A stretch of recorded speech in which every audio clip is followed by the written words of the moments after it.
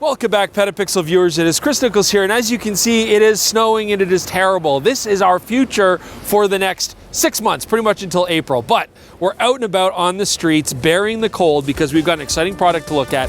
It's the brand new Tamron 70-180 f2.8 version 2. Now, before we get deep into our video, I just want to talk about ProMaster, because the Chronicle tripod by ProMaster, it was fully funded on Kickstarter in 90 minutes. See, ProMaster has reinvented the tripod with the Chronicle. So the center column's integrated three-legged base lets you rapidly convert the Chronicle to a monopod, handheld stabilizer, and a tabletop tripod. A new ARCA-compatible ball head switches from camera mode to phone mode within seconds. With a seamlessly integrated design, the Chronicle becomes an extension of your creativity. Now, if you missed out on the Kickstarter, don't worry. Click in the link in the description below, sign up, and then you'll be the first to know when it's back in stock. Okay, now let's get back to the review. So let's give you guys a little bit of backstory here on this lens. So first off, the original version of the 70-180 f2.8 was an excellent lens. It was actually a runner-up for Lens of the Year for us, and one of our best and worst of annual events. So much popularity, in fact, that Nikon then wanted to basically rebrand that lens as their own. So there's a Nikkor 70-180 f2.8, which is optically very similar, some would say identical, to the Tamron first version. But now we have a second version, and it's got some updates. Sorry, Nikon users, though, so far this is only available for Sony E-mount. Now, the original Tamron 70-180 was popular not only because it was optically fantastic, but also that it was so lightweight and compact, only 815 grams. Now, the new G2 version of the 70-180 does actually go a little bit larger and a little bit heavier, but only by 40 grams. This is 855 grams. That's exactly 0.855 plenas, so it's actually very portable. But what you do gain for that extra weight is Tamron's version of image stabilization, which they call VC. That is now built into the lens. As well, we get really nice dampened zoom ring. It's a nice short throw, nice manual focus as well. And you have a customizable button here on the side, but what's really nice, you can plug this lens now directly into your computer using this USB-C port, and then you can use Tamron's app, and you can customize this button to do 3 functions.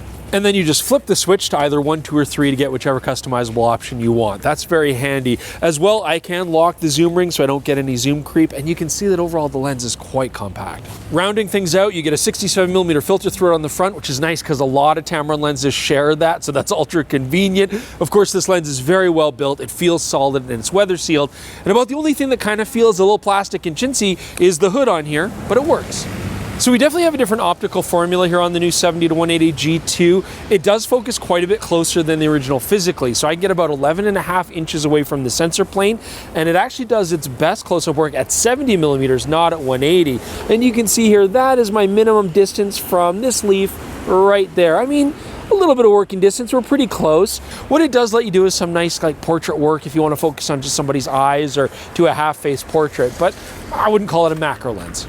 Autofocusing speed on this new 70-180 is fast, just like it was on the first version. They both use Tamron's linear motor, which they call VXD. You can see here from close focusing to infinity, it is snappy and fast, perfect for sports, portraiture, street photography, anything like that. Okay, so for our lens test, we need some bokeh examples, and we happen to be in the area where Dwell Modern is. We've used them before. Hopefully we can use them again, but we actually always get really good bokeh examples for specular highlights.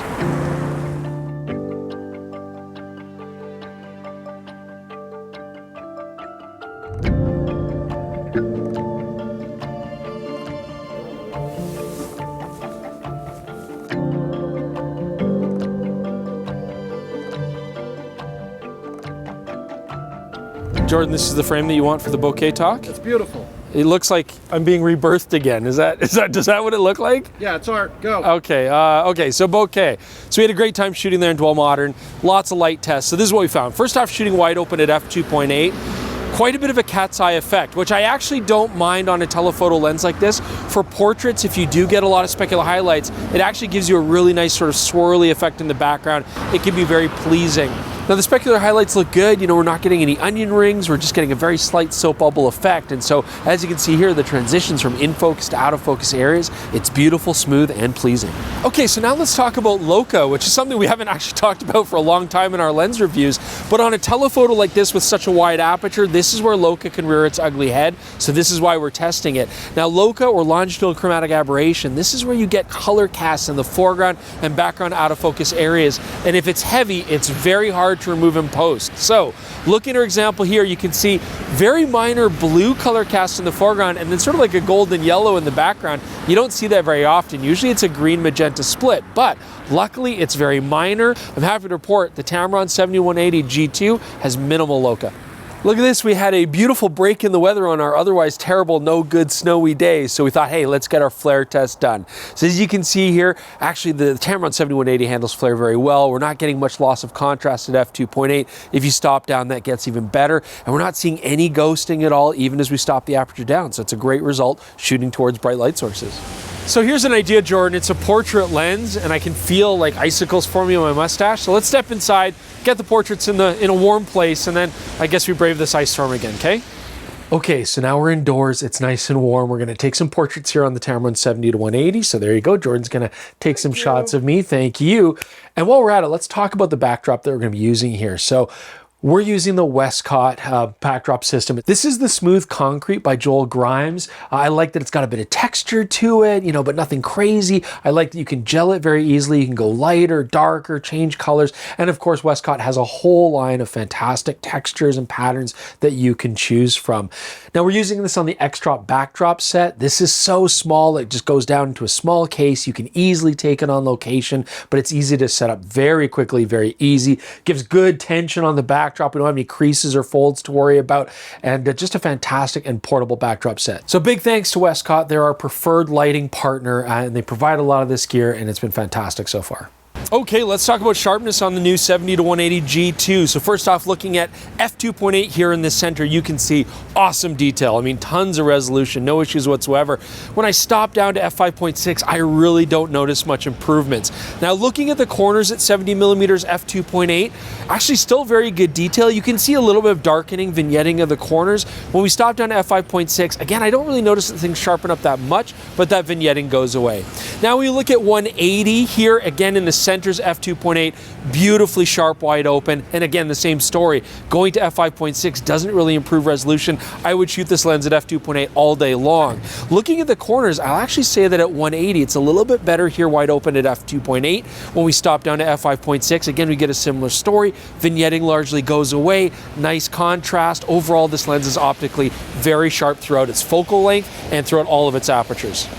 So now we find ourselves beside Calgary downtown's frozen ocean. This is like ice flows, there's polar bears and seals and orca whales and all sorts of here. And I think it's a good time to conclude our video. So the 70-180 G2, I mean, the first thing I would say is this is definitely an improvement over the original version. I mean, it's just a little bit sharper. I like the addition of the VC. You know, it's a little bit more stable to hand hold. Call me old-fashioned, but my only real complaint on this new lens is just that I want an autofocus manual focus selector switch and I want a VC selector switch as well. It's kind of strange we don't have that. I know they expect you to customize it with the button, but I'd like to have those physical switches. But this is Sony E-mount we're talking about, so there's a few other options here. Like I said, I would take this over the original 70-180 unless I could find a really good price on an older one. I would definitely take this over the older Sony 70-200 G Master as well. This is going to give you better optics for a better price even still. Okay, but what about compared to the latest Sony 70-200 2.8 G Master version 2? Well, the Sony is a near perfect lens. I mean, I would say it has a slight advantage optically over the Tamron. Keep in mind, it also gives you the big advantage with Sony bodies and Sony lenses where you don't have a limitation on your maximum frame rate, whereas here we're going to be maxed out at 15 frames per second. But the Sony 70-200 G Master version 2 is substantially more money, and so Tamron has again done what it's famous for. It's made a very capable lens that's very sharp, compact, lightweight, and gives you a lot of capability for a much lower price tag. All right, well, that just about does it because we're basically frozen. We're tired of this cold. So let's wrap it up quick. Please subscribe, like to the channel if you haven't already. We always appreciate that. Leave your comments below while my lips still work. Also, please do check out our podcast. It's on the same YouTube channel, or you can go to all your favorite podcasting apps. Just look for PetaPixel Podcast and leave your comments there as well. And now we're done with the cold. See you later. Bye-bye.